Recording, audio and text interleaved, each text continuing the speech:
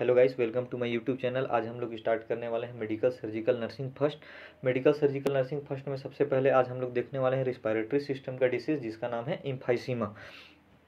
इम्फाइसीमा start करने से पहले मैं आप सभी को थोड़ा सा मैं एनाटॉमी के बारे में डिस्कस कर देता हूँ रिस्पायरेटरी सिस्टम का। तो जो आप देख सकते हैं कि रिस्पायरेटरी सिस्टम में क्या क्या पाया जाता है। लैरिंक्स पाया जाता है, ट्रेकिया पाया जाता है, ब्रोंकियोस पाया जाता है, एल्वोलाई पाया जाता है। तो जो एयर होता है वो सबसे पहले कहाँ एंटर करता है? नॉस्ट्रिल में। नॉस्ट्रिल के बाद नेजल कैविटी में एंटर करता है। नेजल कैविटी में एंटर करने के बाद फेरिंग्स में, फेरिंग्स के थ्रू लेरिंग्स में ट्रांसफर होता है एयर, और फिर ट्रेकिया में, ट्रेकिया के बाद ब्रोंकस में, ब्रोंकस के बाद ब्रोंकियोस में, उसके बाद एल्वोलाई में। एल्वोलाई में गैसेस का एक्सचेंज होता है, फिर से एयर बैक फ्लो से नॉस्ट्रिल के थ्रू बाहर निकल जाता है। तो चलिए स्टार्ट करते हैं आज का हमारा टॉपिक इम्फाइसीमा। तो सबसे पहले इम्फाइसीमा के डेफिनेशन की बात करें तो emphysema is a long term chronic progressive disease that involve damage to the air sac in the lungs which result in shortness of breath due to over inflation और इनलार्जमेंट ऑफ एल्वोलाई। मतलब simple शब्दों में कहने का क्या मतलब है कि इम्फाइसीमा एक ऐसी बीमारी है, एक ऐसी डिसीज़ है जो कि क्या होता है, क्रोनिक टर्म में चलता है, जो क्या करता है कि जो हमारा एयर से क्या एल्वोलाई है उसको इन्फ्लाम कर देता है, यानी कि उसके अंदर पस कलेक्शन हो जाता है, जिससे उसकी इलास्टिसिटी क्या हो जाती है, लूज हो जाती है, जिस वजह से क्या होता है कि वो एयर को अच्छे से कैरी नहीं कर पाता है। ठीक है, एक बार डेफिनेशन के टर्म में बता देता हूँ। इम्फाइसीमा इज ए लॉन्ग टर्म, यानी कि इम्फाइसीमा क्या है, क्रोनिक डिसीज है। प्रोग्रेसिव, जो कि क्या होता है, हमेशा प्रोग्रेस में ही रहता है। दैट इन्वॉल्व, ये क्या क्या इन्वॉल्व करता है, एयर सेक को डैमेज करता है, और जो जिससे क्या उसके रिजल्ट में क्या होता है कि अपने को क्या होता है, शॉर्टनेस ऑफ ब्रीथ हो देखने को मिलता है। चलिए आगे देखते हैं कि इसका कॉजेस और रिस्क फैक्टर क्या क्या है। तो सबसे पहला कॉजेस है बैक्टीरिया। बैक्टीरिया दोस्तों जो हमारे नोज़ के थ्रू इंटर करता है और जो हमारे एल्वोलाई है उस पर जाके अटैक करता है, जिस वजह से जो इन्फ्लामेशन का प्रोसेस हमारे बॉडी में स्टार्ट होता है, उसके वजह से क्या हो जाता है, एल्वोलाई इन्फ्लाम हो जाता है, जिस वजह से क्या हो सकता है कि अपने को इम्फाइसीमा कॉज हो सकता है। उसके बाद वायरस है। वायरस वायरस का भी सेम मैकेनिज्म है कि कैसे अपना एल्वोलाई इन्फ्लाम होगा। सबसे पहले वायरस एंटर करेगा हमारे रिस्पायरेटरी ट्रैक में, इसके बाद इन्फ्लामेशन का प्रोसेस स्टार्ट होगा। इन्फ्लामेशन का प्रोसेस स्टार्ट होने की वजह से क्या हो जाएगा कि वहाँ पस कलेक्शन होगा। पस कलेक्शन होने की वजह से जो हमारा जो गैसेस एक्सचेंज है उसमें प्रॉब्लम आएगा। इसके बाद नेक्स्ट कॉजेज है स्मोकिंग। दोस्तों स्मोकिंग वैसे देखा जाए तो लगभग लगभग रिस्पायरेटरी डिसीज़ के सारे डिसीज़ में स्मोकिंग एक मेजर कॉजेस या रिस्क फैक्टर के रूप में आएगा। स्मोकिंग क्या करता है कि जो हमारे रिस्पायरेटरी ट्रैक्ट है उसको डैमेज करता है, स्पेशली एल्वोलाई को डैमेज करता है, जिस वजह से वहाँ क्या जिस वजह से कोई भी बैक्टीरिया वायरस जब हमारे बॉडी में एंटर करता है तो वो ईजिली हमारे बॉडी को इफेक्ट कर सकता है। उसके बाद नेक्स्ट कॉजेज है एल्कोहल। इसके बाद है इन्हेलेशन टॉक्सिन और अदर इरिटेंट। जैसे कोई भी अगर आप टॉक्सिन इनहेल कर रहे हैं, कोई भी गैसेस इनहेल कर रहे हैं जो कि हमारे बॉडी के लिए हार्मफुल है, तो वो भी इम्फाइसीमा कॉज कर सकता है। उसके बाद नेक्स्ट कॉजेज है अल्फा 1 एंटीट्रिप्सिन डेफिशिएंसी। गाइस ये जो शब्द है अल्फा 1 एंटीट्रिप्सिन डेफिशिएंसी, इसको आप एकदम ऑन टंग रट लीजिए, क्योंकि जितना भी आपका रिस्पायरेटरी डिसीज आएगा सबका causes alpha 1 amino sorry alpha 1 anti trypsin deficiency की वजह से कॉज होगा। देखिए ये क्या होता है कि ये genetic defect that can cause emphysema at early age in non smoker. ये क्या है कि ये एक टाइप का प्रोटीन है जो क्या होता है कि जो जेनेटिक डिफेक्ट के कारण प्रोड्यूस होता है, जिसमें जो अल्फा 1 एंटीट्रिप्सिन की डेफिशिएंसी हो जाती है, जिस वजह से जो नॉन स्मोकर होते हैं उनको भी इम्फाइसीमा कॉज हो सकता है अर्ली एज में ही। तो चलिए आप नेक्स्ट देखते हैं। अब देखते हैं कि इम्फाइसीमा के टाइप्स कितने प्रकार के होते हैं। तो इम्फाइसीमा के दो टाइप्स होते हैं। पहला है सेंट्री एसिनार इम्फाइसीमा, दूसरा है पैन एसिनार इम्फाइसीमा।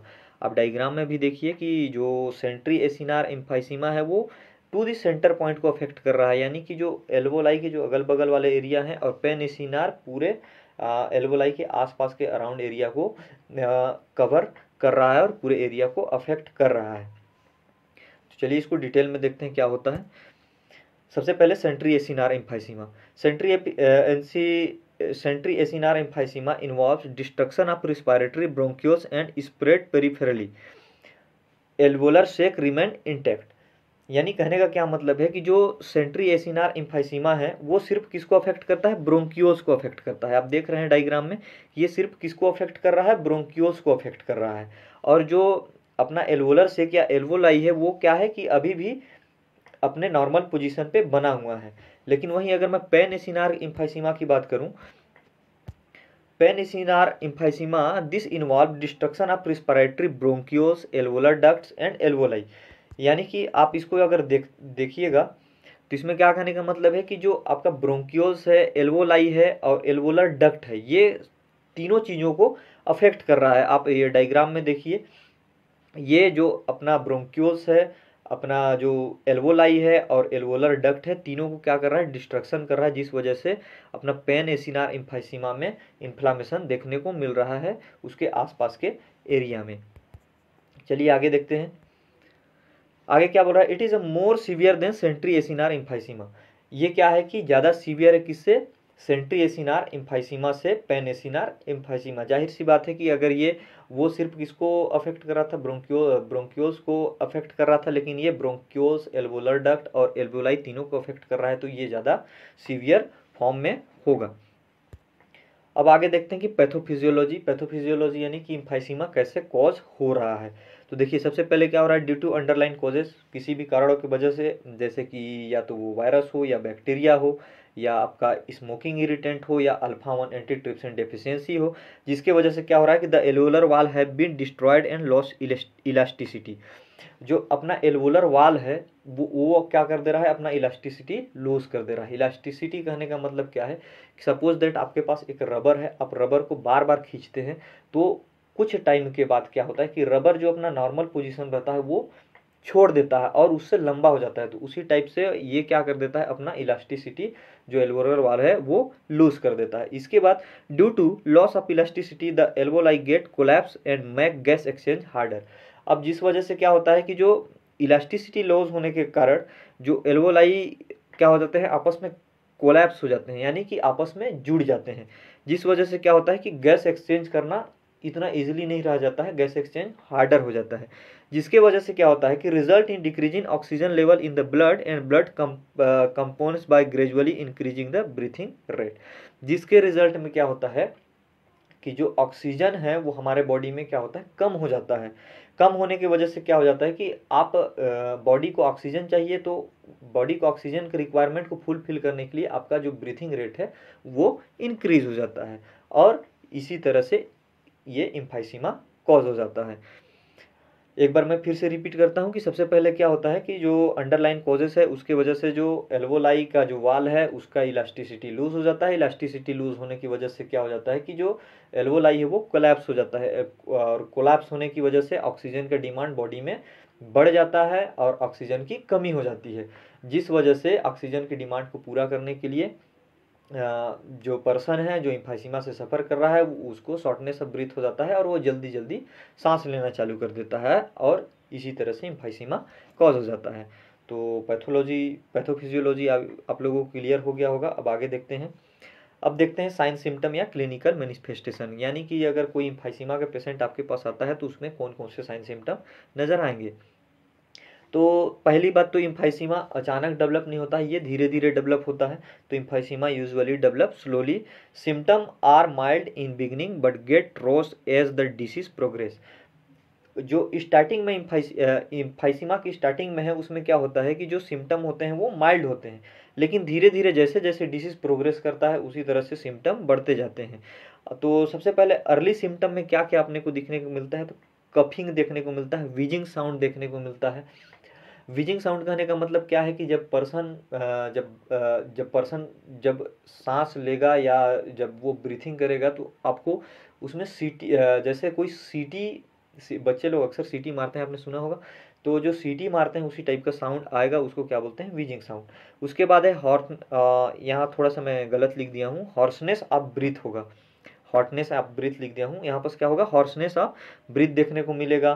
फिर डिक्रीज एक्सरसाइज देखने को मिलेगा, यानी जो जो पर्सन है वो कुछ भी एक्सरसाइज करेगा तो उसको एक्सरसाइज करने में प्रॉब्लम होगी। जाहिर सी बात है कि अगर उसके बॉडी में ऑक्सीजन की कमी हो रही है तो उसको एक्सरसाइज करने में प्रॉब्लम हो जाएगी, जिस वजह से वो एक्सरसाइज करना कम कर देगा। इसके बाद जैसे जैसे डिसीज़ प्रोग्रेस होता है तब पेशेंट को और क्या क्या साइन सिम्टम देखने को मिलते हैं, तो इंक्रीज शॉर्टनेस ऑफ ब्रीथ देखने को मिलता है, रैपिड ब्रीथिंग, बार बार वो पर्सन ब्रीथ करेगा, ब्लूइश लिप, जो लिप का कलर है वो ब्लूइश कलर हो जाएगा। लिप ही ब्लूइश क्यों नज़र आएगा, क्योंकि जो हमारे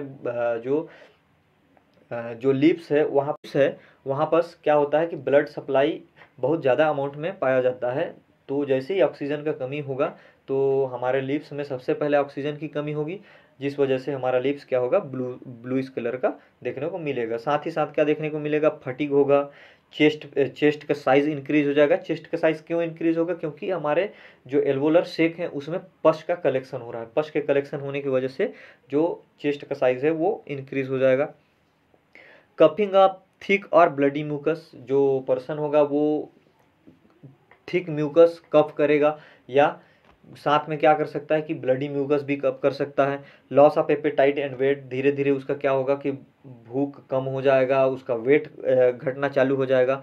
टेकीकार्डिया देखने को मिलेगा, हार्ट फेलियर देखने को मिल सकता है। उसके बाद अब हम लोग बात करते हैं डायग्नोस्टिक इवैल्यूएशन की। अगर कोई भी पेशेंट एम्फाइसीमा का आपके पास आता है तो आप कौन कौन सा डायग्नोस्टिक इवैल्यूएशन कर सकते हैं। तो सबसे पहले आप उसको हिस्ट्री कलेक्शन करेंगे। हिस्ट्री कलेक्शन में जानेंगे कि क्या आपके फैमिली में किसी को कोई पहले प्रॉब्लम था, या आपको इससे पहले ऐसा प्रॉब्लम देखने को मिला है, क्या आप स्मोकिंग करते हैं, अल्कोहल लेते हैं, इस टाइप से। उसके बाद उसका फिजिकल एग्जामिनेशन करेंगे कि उसका चेस्ट साइज़ है वो नॉर्मल है क्या, या और अदर बॉडी पार्ट्स का उसका एग्जामिनेशन करेंगे। उसके बाद हम लोग कर सकते हैं स्पायरोमेट्री टेस्ट। स्पायरोमेट्री टेस्ट क्या होता है कि ये most common type of test होता है, जिसमें क्या करते हैं, पल्मोनरी फंक्शन टेस्ट करते हैं। इसमें क्या करते हैं कि जो specially the amount and speed of air that can be inhaled and exhaled, इसमें क्या करते हैं कि जो अमाउंट हम लोग ले रहे हैं और उसका स्पीड कैसा है उसका एग्जामिनेशन करते हैं, किसमें, स्पायरोमेट्री टेस्ट में। क्लियर है, चलिए आगे बढ़ते हैं। साथ ही साथ और हम लोग क्या कर सकते हैं, एबीजी एनालिसिस कर सकते हैं। एबीजी एनालिसिस का फुल फॉर्म होता है आर्टियल ब्लड गैस एनालिसिस। अब blood test that require sample from artery in your body to measure the level of oxygen and carbon dioxide in your blood. इसमें क्या करते हैं कि जो हमारा आर्टरी होता है उससे ब्लड लेते हैं और उससे हम लोग कैलकुलेट करते हैं कि हमारे बॉडी में कितने अमाउंट में ऑक्सीजन प्रेजेंट है।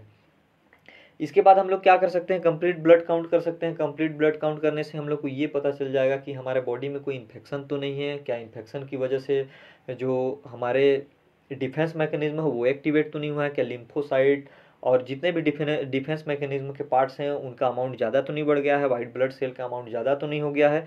अगर ज़्यादा मिलेगा तो जाहिर सी बात है कि वहाँ इन्फेक्शन कॉज हुआ है।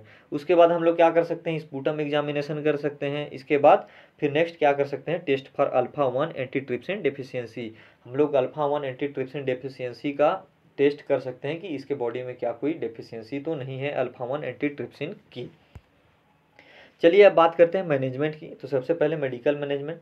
तो सबसे पहले क्या करेंगे कि अगर पर्सन के बॉडी में अगर ऑक्सीजन की कमी है तो उसको सबसे पहले क्या करेंगे, ऑक्सीजन थेरेपी प्रोवाइड करेंगे, जिससे कि उसके बॉडी का जो ऑक्सीजन डिमांड है वो फुलफिल हो सके। उसके बाद उसके बाद अपन लोग और क्या कर सकते हैं, ब्रोंकोडायलेटर ड्रग्स उसको प्रोवाइड कर सकते हैं। ब्रोंकोडायलेटर ड्रग्स क्या करता है कि जो ब्रोंकियल्स है वो जो ब्रोंकियल्स हैं उनका जो डायमीटर है उसको इंक्रीज कर देता है। नाम से ही क्लियर है, ब्रोंको डायलेटर यानी ब्रोंको को डायलेट करने वाला, यानी उसको मोटा करने वाला ड्रग्स। उसके एग्जांपल क्या है, साल्बुटामॉल है, एल्ब्यूट्रॉल है, इप्राट्रोपियम ब्रोमाइड है, एक्सेट्रा। इसके और बहुत सारे एग्जांपल हैं।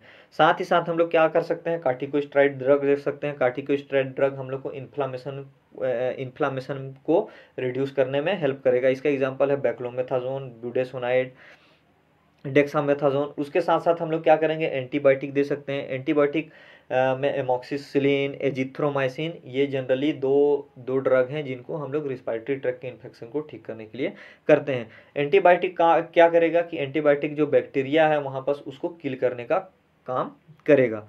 इसके साथ साथ जो पर्सन है उसको पेन फील हो रहा है तो हम लोग उसको पेन किलर दे सकते हैं। पेन किलर का एग्जाम्पल आप लिख सकते हैं डाइक्लोफिनेक, आइबुप्रोफेन, एक्सेट्रा। अब देखिए कि ब्रोंकोडायलेटर मैं बता रहा था कि ब्रोंकोडायलेटर का काम क्या है। तो ब्रोंकोडायलेटर को जनरली रिस्पायरेटरी ट्रैक्ट के केसेस में इन्हेलेशन के थ्रू ड्रग्स को लिया जाता है तो वो डायरेक्ट कहाँ जाता है, हमारे रेस्पिरेटरी ट्रैक में इंटर करता है, जो कि जो म्यूकस मसल्स रहते हैं जो कि अराउंड द एयरवे के अराउंड जो मसल्स होते हैं वो क्या हो गए रहते हैं, कॉन्स्ट्रिक्ट हुए रहते हैं। तो जो ब्रोंको डायलेटर होता है उनको डायलेट करके एयरवे में ज़्यादा से ज़्यादा एयर को इन एंड आउट करने का कैपेबिलिटी डेवलप करता है। इसके बाद देखते हैं सर्जिकल मैनेजमेंट। अब मेडिकल मैनेजमेंट देख लिए। मेडिकल मैनेजमेंट से अगर अपने को अगर जो काम नहीं चला, हो सकता है कि डिसीज़ ज़्यादा प्रोग्रेस कर चुका हो, तो अब ज़रूरी है कि जो जितने भी हमारे रिस्पिरेटरी ट्रैक्ट के जो भी पार्ट्स हैं अगर वो ख़राब हो गए हैं तो उनको बॉडी के बाहर निकालना ही ज़्यादा ठीक रहेगा। तो सबसे पहला है lung reduction surgery. Lung reduction surgery में क्या करेंगे कि जो भी लंग के टिश्यू हैं, जितने भी टिश्यू वहाँ डैमेज हो चुके हैं किसके वजह से, एम्फाइसीमा की वजह से, तो उसको हम लोग क्या कर देंगे, रिमूव कर देंगे। तो इस टाइप की सर्जरी को क्या बोलते हैं, लंग रिडक्शन सर्जरी। उसके बाद नेक्स्ट है बुलेक्टोमी। बुलेक्टोमी क्या है, it is the surgical procedure in which one और मोर डायलेटेड एयर स्पेस और एल्वोलाई आर रिमूव्ड। जिसमें क्या होता है कि जो बुलेक्टोमी है इसमें क्या करते हैं कि जो अपना एल्वोलाई है, जो भी एल्वोलाई डैमेज हो चुका है या उसके आसपास के जितने भी एल्वोलाई डैमेज हो चुके हैं उन लोग को क्या कर देना, रिमूव कर देना, ताकि वो इन्फेक्शन और भी दूसरे एल्वोलाई में स्प्रेड ना हो पाए। तो आई होप गाइस आपको ये वीडियो समझ आया होगा। समझ आया होगा तो वीडियो को लाइक कीजिए, चैनल को सब्सक्राइब कीजिए और वीडियो को शेयर कीजिए और अपने दोस्तों को भी बताइए, क्योंकि आने वाले समय में और भी अच्छे अच्छे वीडियो आएंगे मेडिकल सर्जिकल के, साथ ही फार्मेकोलॉजी के भी वीडियो अब आने वाले हैं। तो और आप बताइए यार कमेंट में कि कैसा लग रहा है आपको वीडियो और आपको कौन से टॉपिक पे वीडियो चाहिए। तो आप ज़रूर कमेंट करेंगे तो मैं उस टॉपिक पे वीडियो बनाऊंगा। तो thank you for watching guys, मिलते हैं नेक्स्ट वीडियो में।